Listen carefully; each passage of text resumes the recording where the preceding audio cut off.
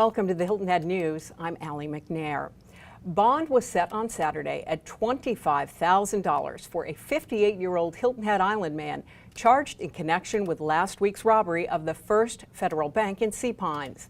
According to the Beaufort County Sheriff's Office, Douglas Half was arrested Friday afternoon, a day after he allegedly robbed the bank while wearing a bag on his head and claiming that he had an explosive device. Deputies stopped Half Friday on Greenwood Circle after getting tips that a driver of a late model Saturn matched the description of the suspect. Authorities say a search of the vehicle revealed evidence that was connected to that bank robbery. Well, if you're looking for fireworks this 4th of July, you'll have 3 choices on Hilton Head Island. Shelter Cove Harbor's display will begin at 9 in the evening, Harbor Town at Sea Pines 9:15, and Skull Creek at 9:30. If you're planning on going to Shelter Cove, you'll want to allow extra time both to and from that event. According to the Island Packet, 900 parking spaces won't be available due to construction work at the mall. There will be 4 free shuttle buses available from Chaplin Community Park and the Hargrave Building on William Hilton Parkway.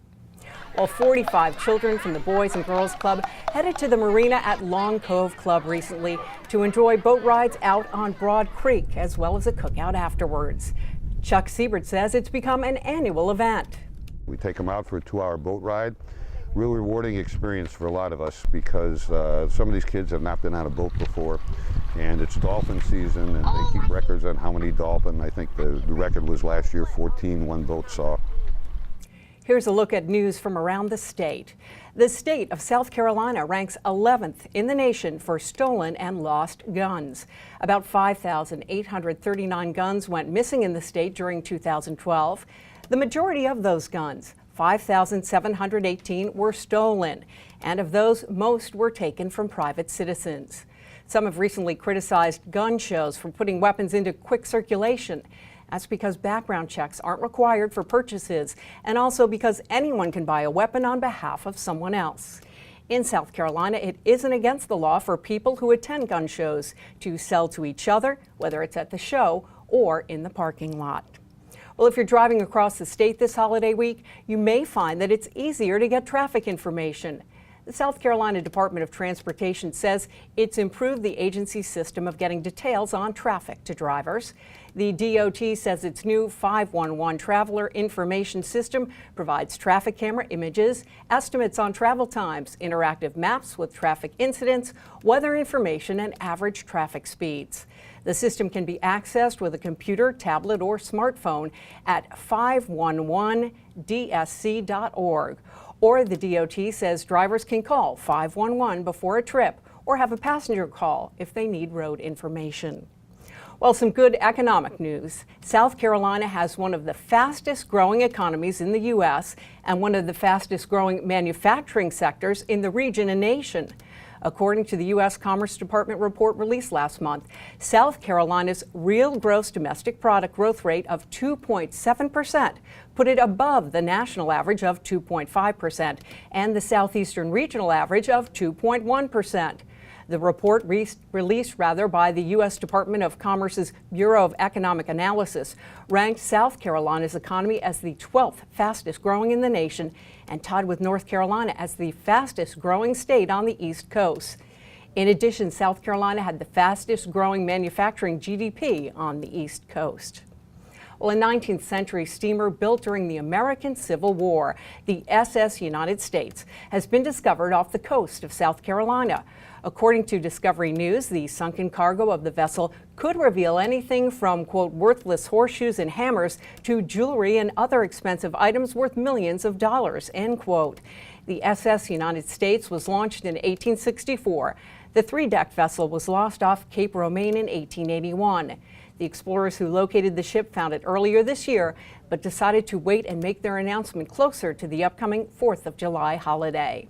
Well, when we come back, Kevin Libby fills us in on the controversy over the commercial use of public boat landings on Hilton Head Island. And Charlie Clark will talk about young professionals in our area. Stay right there.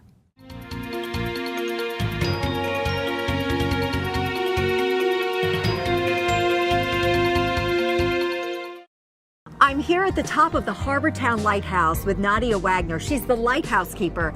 Nadia, this is a Hilton Head icon, but many people don't realize it's so much more. It is, Debbie. The view is so thrilling. Many people don't realize you can climb to the top. We've had many marriage proposals, even weddings.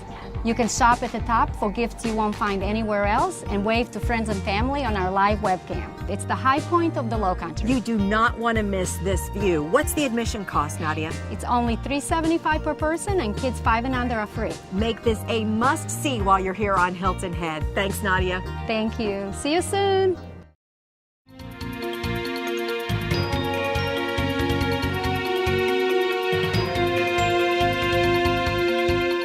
WHHI's Kevin Libby has this edition of Hot Off the Press. Hi, Kevin. Hey, Allie, how you doing? Great, thank you. Hey, there's been some news lately about public boat landings on Hilton Head Island and the issue of commercial ventures using them. Can you talk about that? I'd love to.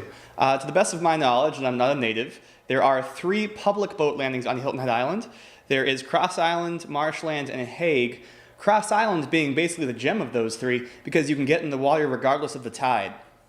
So who's complaining about the commercial use of the landings? Well, unfortunately, but mostly it's just people who are renting at marinas. We have a bunch of different entrepreneurs down here in the island. They're doing a bunch of different activities on the water, like kayaking, love boats. But especially with the new kayakers and enthusiasm in the area, people are using public boat landings to put their boats in. They're not renting dock space, and the competitors are arguing that that's unfair. Now, do we know how common it is that we have these folks using the public landings for their commercial well-being or making some money?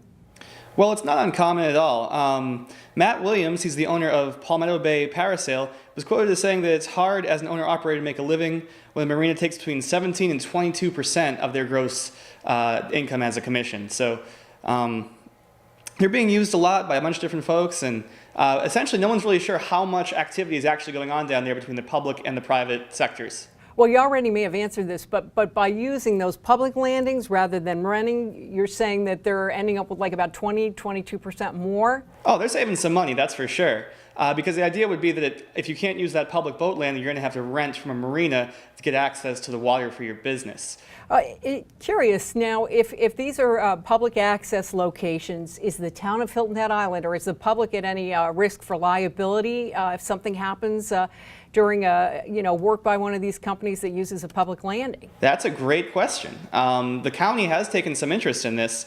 County Councilman Rick Caproli, I'm sorry if I'm saying that wrong, suggested sending down essentially deputy sheriffs, do some monitoring, better understand the situation, know who's getting in there, how, when, and why. But again, if something is to happen down there, the liability, be it a public or private liability, if someone gets hurt on one of these private excursions, that's a question that the county will probably have to answer. Well, let's hope that doesn't happen. Kevin Libby with Hot Off the Press, thanks so much for joining us on the Hilton Head News. Thank you, Allie. Joining me now, the Vice President of Communications for the Hilton Head Island-Bluffton Chamber of Commerce, Charlie Clark. Hi, Charlie. Hi, Allie.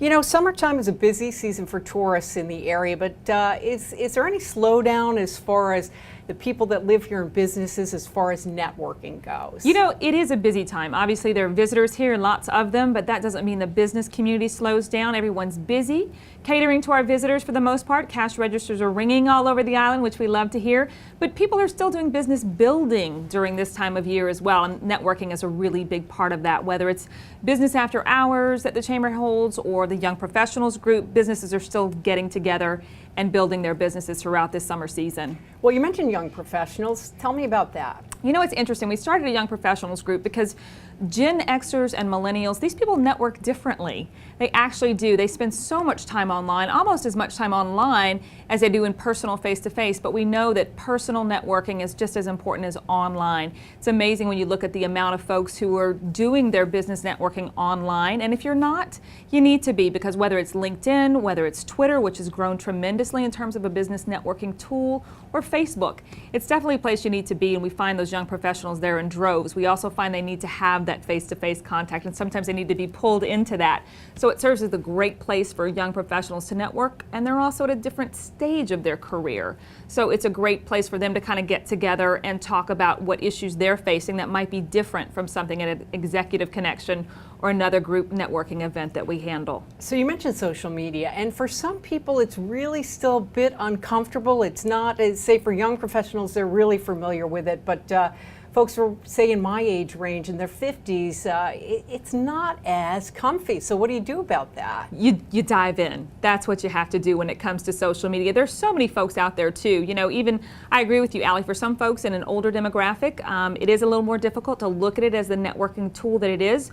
You'd also be surprised, I think, by the number of 50 plus in older age groups that are networking via Facebook or whatever it may be. Used to be just a way to connect with your family. Now it's definitely a way to connect businesses. So we just encourage folks to dive in. We also offer lots of social media classes. How do I dive in and what's effective? You know, most people think just because you have a lot of likes or a lot of fans on Facebook, that means I must be doing it right. And that's not necessarily the case. It's how engaged are you? How much are you engaging those people who want to know more about you and your business? So you've got to actively, it sounds like, be updating your social media, but also looking to see what you are getting back from those you're trying to reach, right? Absolutely. Content building is key. You've got to build the contact in your social media. Otherwise, people aren't going to come. They're not going to check in. They're not going to want to know what's going on. So let them know what your latest deal is. Let them know what your latest business merger is. Let them know what's happening in your business, and they're going to engage on a larger scale with you. Well, Charlie, tell me any other events coming up or ways for folks to connect? You know, right now there is a way to connect, Allie, and that's through our Chamber Champions program. This is a group of folks who are doing things with the Chamber throughout the year, and this is one way for them to get some maximum exposure. So that's the other big thing that's happening right now at the Chamber is the Chamber Champion program. It's a really great program for those who want to get involved, stay involved, and garner additional exposure for their business. Well, Charlie Clark, it's always a pleasure to have you here on the Hilton Head News. We appreciate your time. Thanks so much. Thanks, Allie. And we will have more on the Hilton Head News. We'll learn out about a nonprofit that helps families of military servicemen and servicewomen. And we'll also learn about the Italian American Club of Hilton Head Island. Stay right there.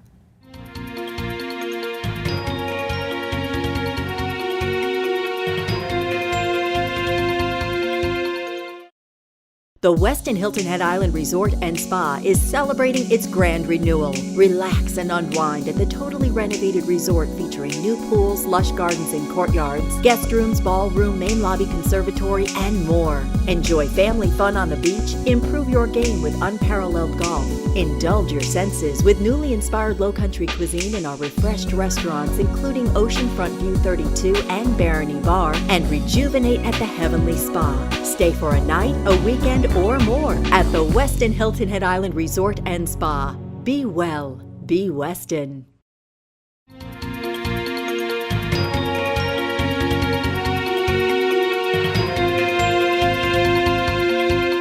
Hilton Head Island can be a special place for vacationers, but in some instances for family of military men and women, it can be a place of rest and relaxation. And we are talking about the nonprofit organization Operation R&R, which is Operation Rest and Relax. Joining me now is Sally Gardocki with that organization. Hi, Sally. Hi, good morning. Thank you for having us here. Well, tell me, what is Operation R&R? How does it work?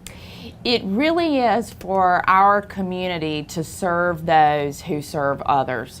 It was founded in 2008 by Dr. Grant Evans and his wife Mia when they were sitting in the airport and seeing all of these soldiers returning and also deploying. And they kept thinking, gosh, we would like to offer our condo for them just to say thanks, a simple thanks. And it started from that seed of an idea of people having downtime with their condos from the end of September through May and offering that to them after a tour of duty, usually in Iraq or Afghanistan. Now, I know you're a nonprofit organization, but That's can you correct. speak to how this offer to military families really impacts them? It impacts them by giving them that less stress, you know, and the time to reintegrate with their families, to be able to just enjoy a walk on the beach, to say I love you, to be able to come back in an environment that's quiet, and to have the community of Hilton Head as a supporting partner to Operation R&R. I know you're rolling out a new program, and it's really going to be dedicated to military families that are known as the Families of the Fallen. It's the Gold Star program. Can you speak to that? Yes, that's correct. That will be a week-long vacation for the spouses or for the families, the parents, children of our fallen, and they will have a special greeter concierge that they're assigned to for the whole week. They will get a free vacation. They will also get a lot of discounts for food and services such as spa here on the island, and really to let them know how much we appreciate what they've done. I know you have one story in particular about a family member from Families of the Fallen, a Gold Star participant in the program. Can you tell us about that? Yes, it was a mom who got to spend her Mother's Day here, which is so sad to me. But it was a beautiful letter that she wrote about her son had been in Afghanistan, and one of the last communications with him, he had said he wished that he could give her flowers. And the people at the hotel had heard this story, and they had flowers in her room for Mother's Day. And she wrote and just said how much that meant to her. And that's just a small snippet of what we do and why we all come together, and really and truly what makes Hilton Head such a wonderful community, because there are so many diverse people here who bring different talents to the table, and that's sort of what our bar of standard is at Operation R&R. We have got a lot of wonderful people. We work with over 400 families who donate their condos. We work with over 40 restaurants who give us discounts. We rely on the generosity of others, but it really is sort of a culmination of everybody coming together to thank people like that mom for what she sacrificed as well. Well, we're going to take a moment to say thank you, Sally Gardocki, and all those involved with Operation R&R. We appreciate your time. Thank you. There's a club on Hilton Head Island known as the Italian American Club of Hilton Head Island. Makes sense, right? Well, Chris Tassone is here now. He's a past president and board member of that organization. Hi, Chris. Hi, Allie. Well, a little personal information here. I had the opportunity to go to one of your luncheon meetings, and I had a really great time. You have some fun people in the organization. Tell me, what is it that Italian American Club of Hilton Head Island does? We're a nonprofit service organization, and our mission is to promote the Italian heritage and culture by giving back to the local community. How does somebody become a member of your organization, Chris? It's a simple application process. There's a one-time $100 initiation fee, and then a $50 annual dues thereafter. And where does the organization meet? We meet weekly over at Flores Cafe right off of Highway 278. Now, you mentioned you give back to the community. I know you do some generous gifting to area nonprofits, scholarships as well. What are some of your major fundraising events? Well, we have about 5 annual events. Our biggest is the Italian Heritage Festival in September. Last year we raised over $25,000 in that event alone. We also have in April, we have a bocce tournament. In May, a spaghetti and homemade meatball dinner. In June, the Italian Golf Open. And in October, we have the Zinfandel Experience. It sounds like a lot of fun at your area events. Once again, I'm going to interject a little bit personally and say, did the golf tournament this year. That was a lot of fun. My understanding is you don't have to be Italian American to join the club, right? That's the nice thing about the club. You don't have to be Italian. We're just looking for people that have big hearts. Well, and it seemed to me the day that I visited you all at your club meeting, that was really apparent from the members that I got to meet. I mentioned briefly, but tell me, when you raise the monies that you raise at the various events, what do you do with that money? Well, all the money that we raise, first of all, none of us are paid. So everything goes right back to the local charity service organizations, as well as 4 scholarships that we award. Some of the charities are Children's Relief, Deep Well, Hospice of the Low Country, PEP, and Well, I could go on. I'm sure you could, and I know they are all very grateful that the Italian American Club is here. Chris Tassone, for more information, what does someone need to do? Just visit our website, www.iachhh.org. Well, Chris Tassone, great having you here on the Hilton Head News, and we look forward to more events put on by the Italian American Club. Thank you so much. Thank you, Allie. And Nancy Watts is here next. We'll find out where to go on Hilton Head Island. Stay right there.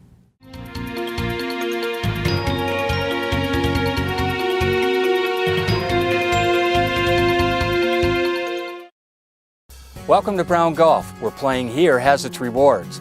Purchase a 20-round package of golf prior to May 1st, 2013, and receive a full day with yours truly. That's 18 holes of golf, 2-hour mini school, and lunch. To purchase that package, go to browngolfmanagement.com. That's browngolfmanagement.com. Now, let's go humble the golf course.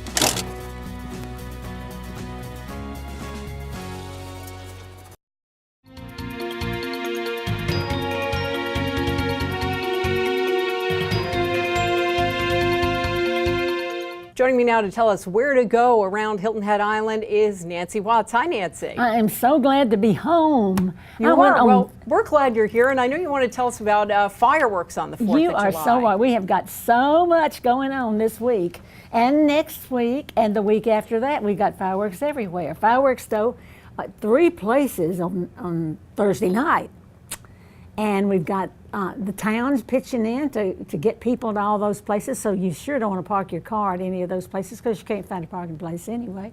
And just have a good time. Now, I know Shelter Cove is providing some buses. People will be able to park at Chaplin Park, and also, from what I read in the Island Packet, over at Hargray on William Hilton Parkway. So right. Shelter Cove is one of those locations, right? And I have a feeling that Sea Pines will probably have the trolley running down to Harbortown.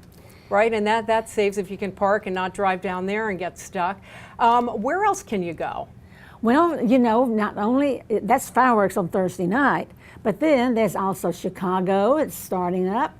There's Shrek, that's at the Youth Theater. And my goodness, what else is there to do this? Well, you mentioned Chicago, that's over at the Arts Center of Coastal Carolina, right? And you know, I think I mentioned it before, but the last time they did Chicago, I think that was one of the best things they've ever done. I mean, just every song in it was just out of this world. And I hear it's even better this year because a couple of the girls have worked together and have come down here to do the show, and it's just going to be all we can stand. Well, let's keep the theme of music going. I know you like to talk about Shannon Tanner. Where does Shannon perform? Shannon's going to be at Shelter Cove, and of course he's going to be entertaining the kids, but Friday night he'll be doing his old favorite Jimmy Buffett. I know. Sorry about that. And certainly Jimmy Buffett songs are really popular. So now where will that be? And that's at Shelter Cove too. Oh, great. So just go down there and sing and dance and play and have a good time. Well, it sounds like a lot of fun. And as always, Nancy Watts, it's great to have you with us here on the Hilton Head News, and happy 4th of July. Happy 4th of July to you too. Thank you so much, and we'd like to thank you for watching this edition of the Hilton Head News. I'm Ellen McNair. We'll see you the next time.